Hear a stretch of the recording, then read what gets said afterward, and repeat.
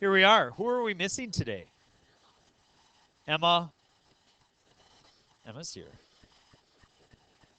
She's here. Who are we missing today? Gotta be missing somebody. Nobody's gone? Okay. All right. Well, this video is just for YouTube Nation then, I guess. Here we go. We're going to talk about parent functions and their transformations. So we're going to identify a lot of different functions. This list should be committed to memory on your part. Okay, you should be able to recognize any of these equations and understand what graphs they make. So the first one is y is equal to c being some constant, or the graph y is equal to 2 as an example. What kind of line is that? It's a horizontal line that passes through 2. You have another parent function, say y is equal to x. Looks like that. And we do apply certain transformations to these functions. For example, y equals mx plus b is a transformation. The slope makes it either, kind of measures the steepness, I guess you could say. It's a vertical stretch or compression. The other piece is the plus b. That vertically shifts the graph. Okay, so we can apply all sorts of transformations. Absolute value function, y equals the absolute value of x. What does that look like? Yep, it's a v. Do you know why it makes a v? So as you look right here, these two graphs are very similar, aren't they? Well, you know that it's going to be positive. So take this portion that was negative and flip it over positive, and you get that. That's all it is. Okay. Greatest integer function. This is a little bit different. So we're going to view, zoom, go all the way in. Whoa. Constant.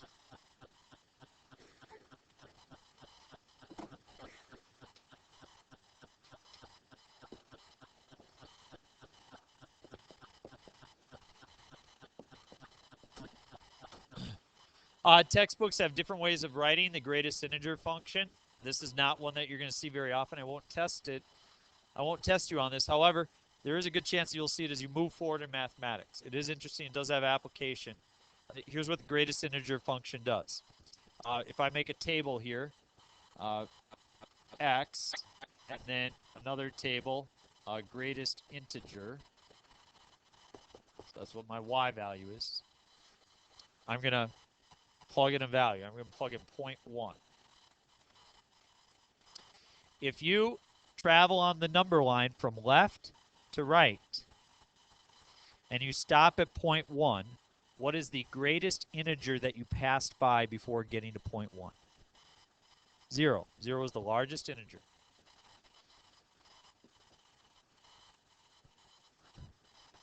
How about 0.2? How about 0.3? How about 0.9? How about 0.99? How about 1? 1. How about 1.2? 1. How about 1.8? How about 2? See what's happening here? So here's what the graph looks like. We include 0, but we exclude 1, and we draw a line for every value in between. We include 1, we exclude 2. Include there.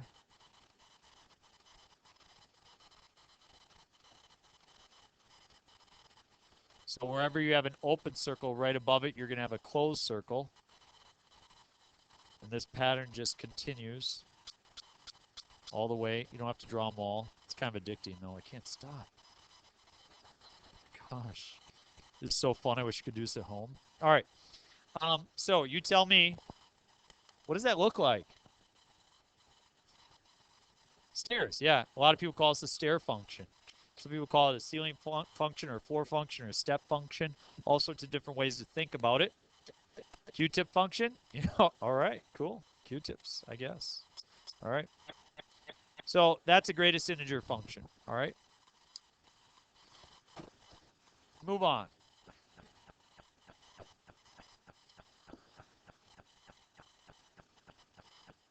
power functions. Y is equal to x squared. Y is equal to, whoop,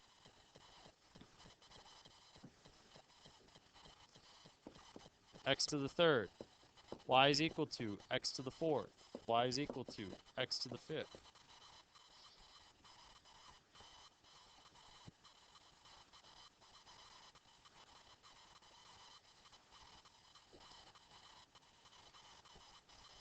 What does y equals x squared look like?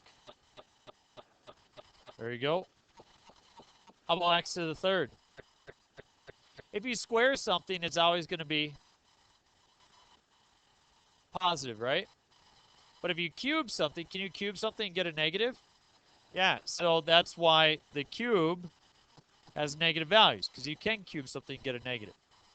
What do you think the fourth is going to look like? Do you think it's going to look like x squared or x to the third? X squared is just going to be kind of a little bit steeper. And x to the fifth, which one's that going to look like? X to the third, just kind of steeper.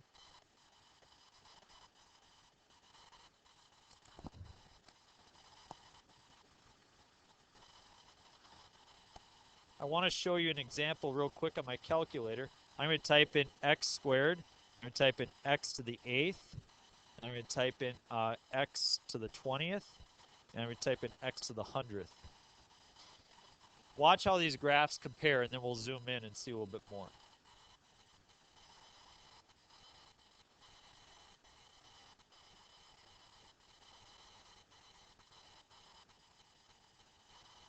Do you see the steepness on the outside? Yeah, I see the steepness on the outside as well. The question is, what about closer to 0? I'm going to change my window. I'm going to bring my x values just to -2 and to +2. And I'm going to make my y values go to, we're going to go to, let's see. Y min, we're going to go -4. And y max, we're going to go +4. And now watch what you get. That's x squared. That's x to the 8th. This is x to the 20th. And here's x to the 100th.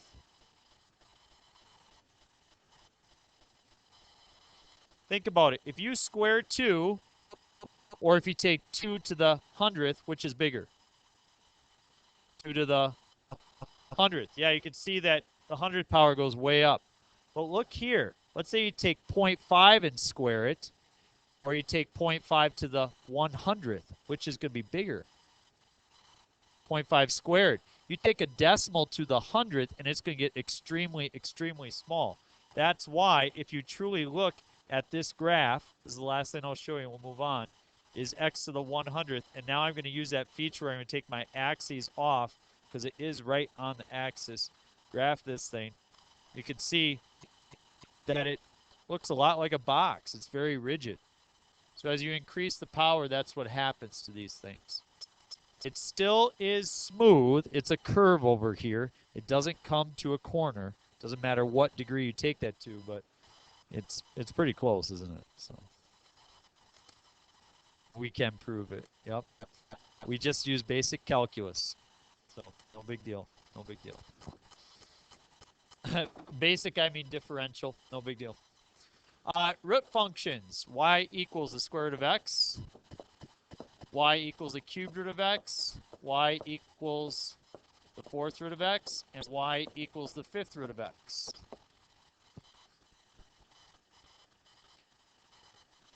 So that's what I have. What does the graph of the square root of x look like? Can you take the square root of positives? Can you take square root of negatives? Oh. So therefore, yep, imaginary, but we're graphing on the real axis. This is the real coordinate plane. This is not the complex plane. This is the real coordinate plane. Can you take the cube root of negatives? Yes, so therefore, and the cube root of a negative is a negative. So therefore, you're going to have negative values, and you can take the cube root of negative numbers. We've looked at that one before. Do you remember what we said the slope was right here? Undefined. Undefined. Good job. That was in the video last Friday. How about the fourth root of x? Is that going to look like square root or cubed root? Square root, just going to have a different stretch to it. And then fifth root of x, is that going to look like cube root or square root? Yeah, because you could take the fifth root. So you got the whole odd even thing figured out here. So let's look at other root functions that are more interesting. I like this one. Y equals x to the 3/2. And I like y equals x to the 2/3. These are ones I'm a little bit more particular to. You might say why? What's so interesting about them? They're kind of fun. What? Oh, thank you. This is the square root of x to the 3rd, and this is the cubed root of x squared. So it's just trying to predict the nature of the behavior of these type of functions. You think about it, can you cube negative numbers? Yes. Can you take the square root of those negative numbers? No. So therefore, you may not have any values over on the left-hand side. This looks very similar to your regular root function.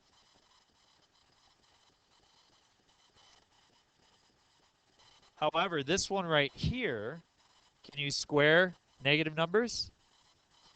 Yes. Can you take the cubed root of negative numbers? So when you square something, is it ever negative? No. So you're going to take negatives, square it, but you're going to get out positives, aren't you? So it looks like this. It's like a bird.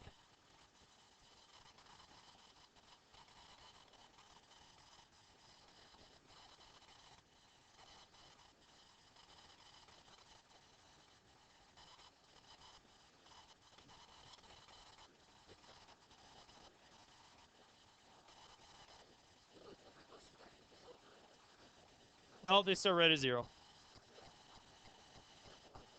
I made a mistake. Sorry. I thought it was what? They all start at 0. They all start at 0. So you can see, there's the bird. All right, that's what we get. These all should start at 0, 0. My bad if I did not explain that properly. This one, y equals 1 over x, and y equals 1 over x squared. These are new to you. What number are you not allowed to have in the denominator? 0. So therefore, we have what we call, in these problems, a vertical asymptote. These are imaginary lines that the graph never touches but approaches. It becomes very close to that. Here's something else that you could kind of think about. Suppose I have this. I have a fraction. What value would make that fraction equal to 0? 8. If the top is equal to 0, the whole thing's equal to 0, right? Well, is there a value you can plug in to the numerator right here that would make it 0? No. This thing is never equal to 0. I don't care what number you plug in for x, you'll never get 0 as an output. Some people say try 0. Well, you can't. It's undefined. So, therefore, we also have a horizontal asymptote at 0. See, now it can never have an output of 0. Okay? It can never have an output of 0. So, 1 over x. 1 over positives give you positives. 1 over negatives give you... So therefore, if you have negatives, you get negative outputs. Positives, you get positive outputs.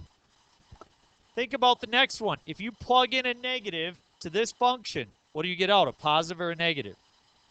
You get out a positive. So therefore, this is what that graph looks like. Very similar to the previous one. But instead of being in the third quadrant, the graph bumps up to the second quadrant because it's positive. We all good? Those are your parent functions. Commit them to memory. We now move to the next page to look at our transformations.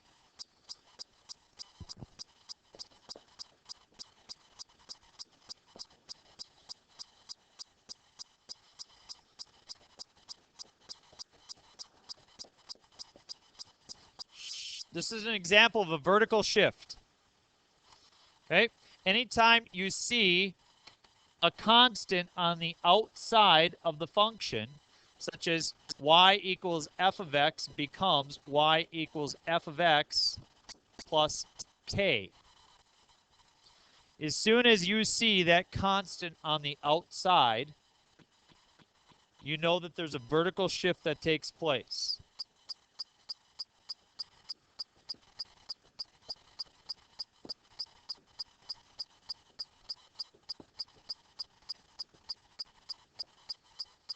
Shift up or down k units.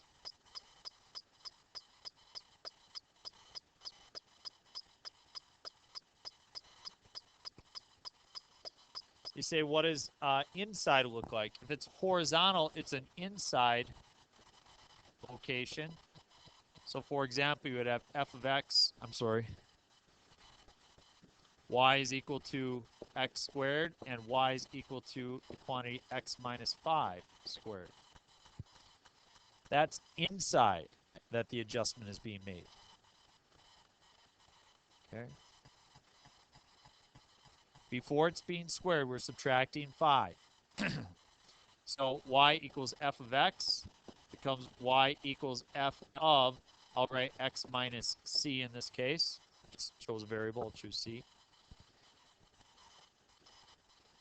Somebody know, as you look at this example I wrote up there, y equals x squared, that's a parabola. Is this a shift to the right 5 units or to the left 5 units? To the right. And here's how I think of it, and this is how you need to think of it. What number do you plug in to make 0? 5. So 5 is positive, so it moves to the right 5. Some people say, well, I see a minus 5, so I think plus 5. No, no, no, no. Because as soon as I do this, negative x minus 3 quantity squared, that's not a shift 3 units to the right. That's a shift 3 units to the left, and I can show you why later. You need to think about what number you plug in to make 0. In order to make 0 here, you're going to plug in a negative 3. What number you plug in to make 0. That's what you want to think about, folks. There's a number of ways to think about these and determine them. I'm telling you the quickest and most efficient way to go through it. We'll get down to brass tacks later on. Description, this is a shift,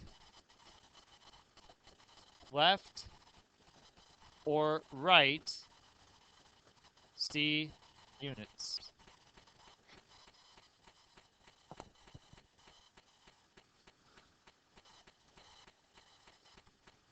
All right, so we'll try 4 problems like this, and we'll do the next section, 4 problems, and that's our notes for the day. Identify the parent function of the following and graph the new function. What's the parent function of g of x equals x squared minus 3? It's a parabola, y equals x squared. Looks like this. What is the shift that happens in this situation? Is the 3 on the outside or the inside?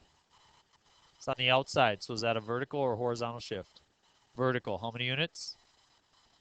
3 units. Which direction? Down. There you go. Next one, parent function, y equals the root of x. Looks like this. What is the shift? Horizontal or vertical? Horizontal. Horizontal, right 4 or left 4? Right 4, because you would plug in 4 to make 0, so it goes to the right 4.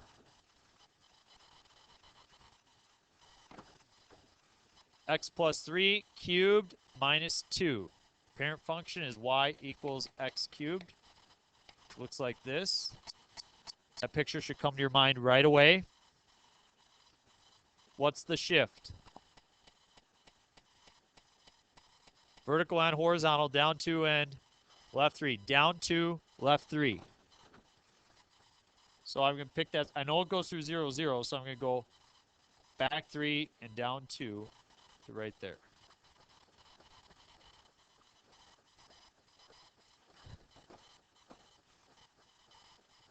G of x equals the absolute value of x minus 4 minus 3. You know that this is y equals the absolute value of x. Just like that. What is this shift? Down 3, right 4.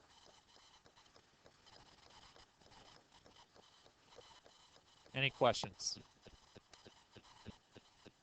Question's going once, twice, 3 times. We move down. Vertical reflection. If you have a vertical reflection, the change is made on the outside of the function.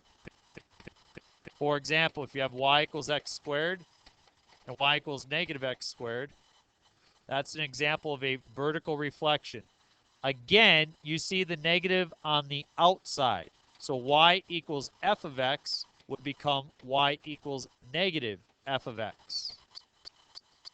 If it's a vertical reflection, it flips over what? Very good. Flip over x-axis.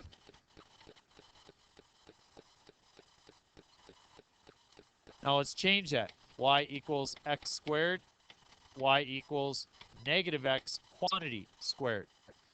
Is that on the inside or the outside? That's on the inside.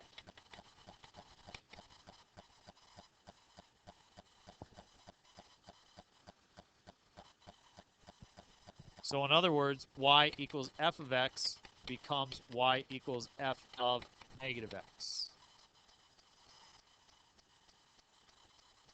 It's on the inside, so it's horizontal. If you flip something horizontally, it goes over the y-axis. Flip over y-axis. Let's try these. G of x equals negative root of x. The parent function is the root of x, which looks like this. So, yeah. What does negative root of x look like? Vertical or horizontal flip? Vertical flip.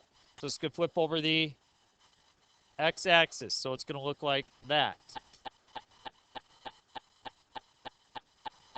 I'm going to answer Tyler's question right now. What if I gave you this? Y equals negative, or I'm sorry. What if I gave you the root of negative x? No.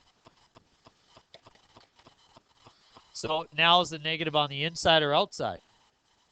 Now it's on the inside, whereas here it's on the outside. So since it's on the inside, it flips over the y-axis, so it looks like that. Now we'll get to what Colton just said. Y equals negative root of negative x. Double flip.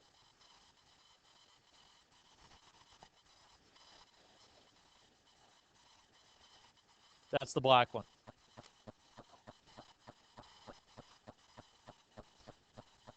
Yeah, you can try all of these on your calculator and they'll come out just like we drew them.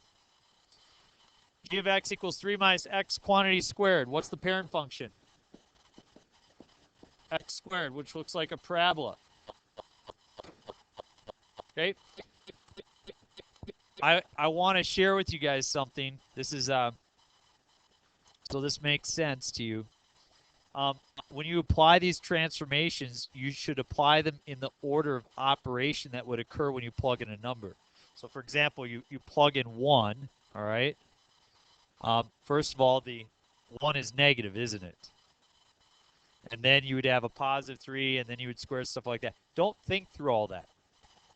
Think of it this way, okay? What do you plug in to make 0? 3. So it's a horizontal shift of 3 units to the right. Horizontal shift of 3 units to the right. I know that. So I'm going to move it over 3 units. Now, you're worried about the negative. Don't be. When you square that out, would you end up with a positive x squared or a negative x squared? So is it going to go up or down? Up.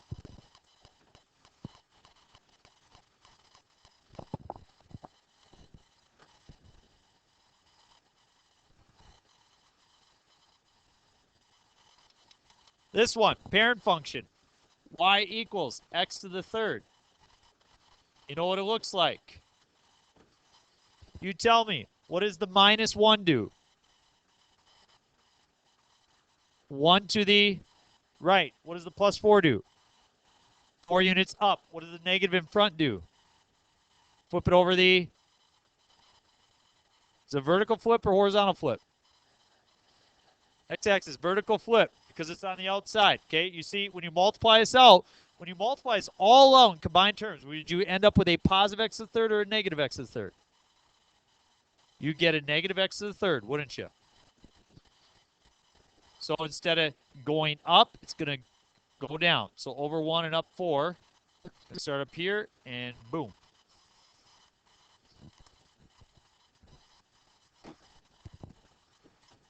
Last one, y equals the absolute value of x. That's the parent function. 5 minus x. What are you plugging to make 0? 5. So it moves 5 units to the right. Moves 5 units to the right. The negative in front, what's that going to do?